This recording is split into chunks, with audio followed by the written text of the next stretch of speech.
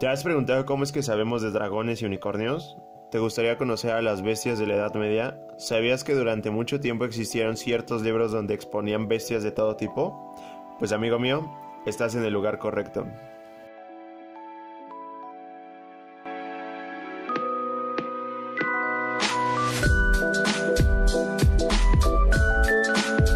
Bueno, pues Europa ha sido objeto de estudio para miles de temas de todo tipo, pero hoy día lo que nos atañe es saber sobre la Edad Media. En este video trataré solamente el espacio desde el siglo XI hasta el siglo XV, pues entenderás que de otra manera hablar de la Edad Media en un solo video pues es totalmente imposible.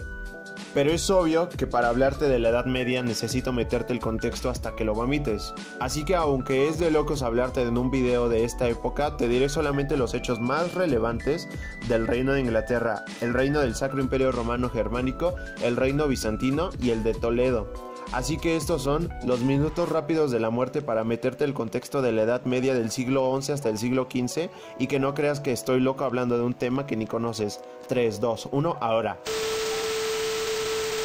Nos situamos en el Reino de Inglaterra, justo a finales del siglo XII, y es Ricardo I, Corazón de León, sí, Corazón de León, es el mejor maldito nombre de la vida, quien ocupa el trono. Aquí hay un periodo de inestabilidad política y económica. Richie I, el que ya te había dicho, Corazón de León, marcha para luchar en la Tercera Cruzada, sí, esa de los reyes, y cae prisionero del duque de Austria en 1192. En 1119 sube al trono Juan I de Inglaterra, también conocido como Juan sin tierra. Irónicamente lo que tenía eran tierras, pero le faltaba solamente el apoyo de la nobleza, y pierde los dominios del ducado de Normandía contra Felipe II. Juan sin tierra muere en 1216 y lo que aún queda del reino se lo hereda a su hijo Enrique III. En 1337 comienza la Guerra de los 100 años entre Francia e Inglaterra para saber quién controlaría las enormes posesiones que hasta ahora los monarcas ingleses habían acumulado desde 1154. Esta guerra termina en 1453. En 1455 comienza la Guerra de las Dos Rosas. Fue el conjunto de los conflictos interminables de la Guerra Civil que enfrentó a los miembros de la Casa de Lancaster contra los de la Casa de York, y termina esta guerra en 1487. Por otro lado, el Sacro Imperio Romano Germánico, en 1152, Federico I de Barbarroja era el rey del Sacro Imperio Romano Germánico, prometía derrotar a Roma y entregar la metrópolis al Papa. Empezaron los conflictos entre el papado y el Sacro Imperio Romano Germánico en 1228. El imperio se encontró en una crisis junto con la Iglesia cristiana y se centraron en acabar con la herejía justo en 1419. Por otro lado, el reino bizantino oriental, a inicios del siglo XII, empezó el Tratado de Débol. Fue firmado en 1108. Constantino XI murió en combate en la defensa de Constantinopla contra los otomanos en 1453. El reino toledano durante el siglo XII funda la Escuela de Traductores de Toledo, que se dedicaría a traducir los textos de Aristóteles junto con escritos medievales y hebreos. Toledo se convierte en un centro intelectual debido al establecimiento de escuelas de traductores y por la ciudad de las tres culturas, donde judíos, musulmanes y cristianos conviven en paz durante el siglo XIII.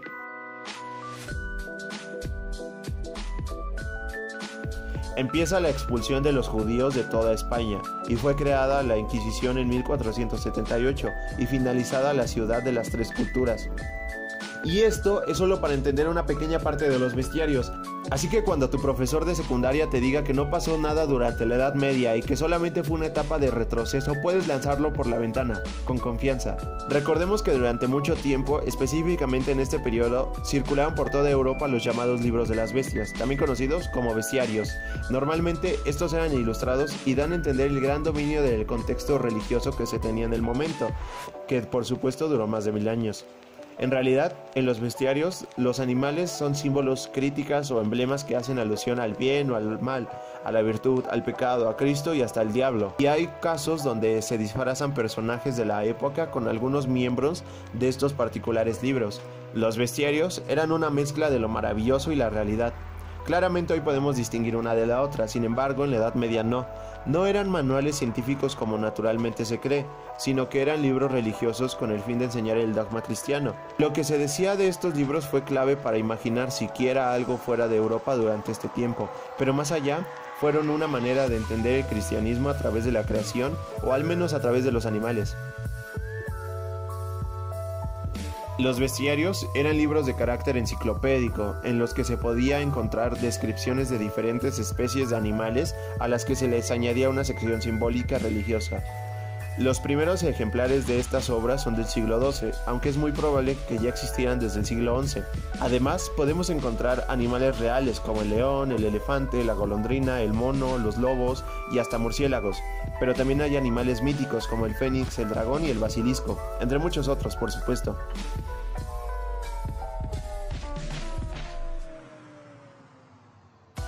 Los bestiarios fueron el resultado de la compilación de datos de varias obras cuya base fue el Fisiólogo, y se piensa que pudo haber sido escrito en Alejandría en el siglo II. Originalmente contenía 48 secciones o apartados de animales, plantas e incluso hasta piedras. Desafortunadamente no conocemos el autor. Estos son algunos de los animales fantásticos que se encuentran en algunos bestiarios. Te presento al unicornio. Esta imagen es extraída del bestiario de Aberdeen, de la escuela inglesa, y recuerda que si te interesa este tema están todos los enlaces en la descripción del video. El fisiólogo dijo acerca del unicornio que posee la peculiaridad que es un animal pequeño, semejante al cabrito, pero muy feroz. El cazador no puede acercarse a él porque posee extraordinaria fuerza y solo un cuerno en medio de la cabeza. Si se expone ante él una doncella inmaculada, el animal salta hacia su regazo, la doncella lo acaricia y lo conduce hacia el palacio real. Y por último, dicen el fisiólogo que no pudieron dominarlo los ángeles. Este es el fénix, y tomé la imagen del libro de Morgan, pero lo interesante es que en la descripción explica que el ave fénix es un ave de Arabia, llamada así porque su color es púrpura fenicio. Vive por más de 500 años y cuando observa que ha envejecido, erige una pira funeraria para sí misma a partir de pequeñas ramas de plantas aromáticas y habiéndose vuelto para enfrentar los rayos del sol, deliberadamente aviva las llamas por sí mismo y se consume en el fuego, pero al 9º día después de esto, el pájaro se levanta de sus propias cenizas.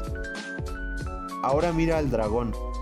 Esta imagen es extraída del bestiario de Aberdeen y de esta bestia dice que podemos llamarlo Dracon, de ahí deriva su nombre latino, Draco.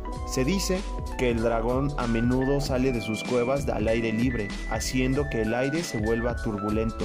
El dragón tiene una cresta, una boca pequeña y agujeros de ventilación estrechos a través de los cuales respira y saca su lengua. Su fuerza no reside en sus dientes, sino en su cola. Mata con un golpe en lugar de con una mordida. Está libre de veneno.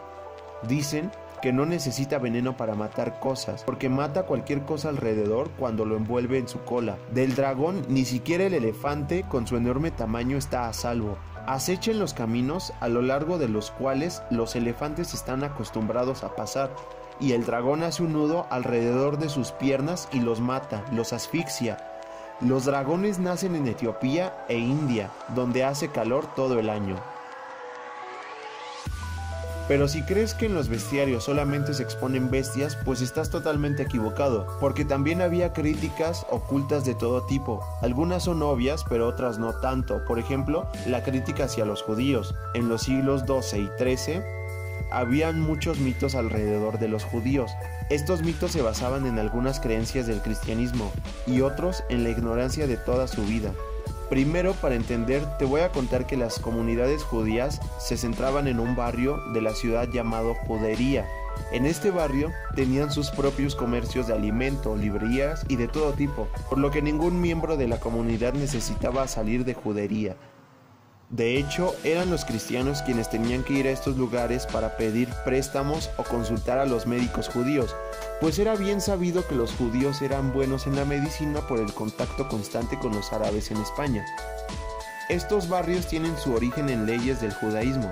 Mira, los judíos no pueden consumir alimentos que no sean de origen kosher, o sea que no cumplan con las prescripciones de la ley mosaica. Por esta razón tenían sus propios negocios. Además, no pueden vivir lejos de la sinagoga, por lo que no es extraño que vivieran en una parte apartada de la ciudad. De hecho, era necesario vivir apartados. Como los judíos vivían en lugares apartados, los cristianos imaginaban que ahí hacían rituales mágicos. En los bestiarios ingleses hay muchas expresiones de antiteísmo, tanto en el texto como en las ilustraciones. Por ejemplo esta. El árbol que está en el centro de la imagen tiene un gran parecido con el candelabro de 7 brazos llamado menorá. La descripción de la salamandra dice que es una especie de serpiente y las serpientes son símbolos del mal. También dice que las salamandras pueden estar en el fuego sin quemarse y son venenosas, por lo que todo lo que tocan está envenenado. En relación con la imagen, las salamandras son una representación de los judíos, pues el que sean resistentes al fuego quiere decir que son aliados del anticristo. Sí, del anticristo. Y el que envenenen lo que sea que tocan es una alegoría de que envenenan la sociedad cristiana. Pero si todavía no has entendido, este árbol en realidad no es un árbol, sino como ya te lo dije, es un menorá, que representa al judaísmo, y todo lo que baja de él son serpientes o salamandras, que representan al mal. Por ello es que hay un hombre muerto debajo del mismo árbol, que bien puede ser un cristiano. De hecho, esta alegoría de que los judíos envenenaban la sociedad y todo ese tipo de cosas se tomó muy en serio cuando llegó la peste negra a Europa, pues a ellos se les acusó de envenenar el agua y causar la enfermedad con el fin de matar a los cristianos. Y bueno amigos, hasta aquí el tema de los bestiarios. Recuerda que si te gustó o te interesó mucho, abajo en la descripción está la liga a más información. No olvides darle like, comentar y suscribirte. Hasta la próxima.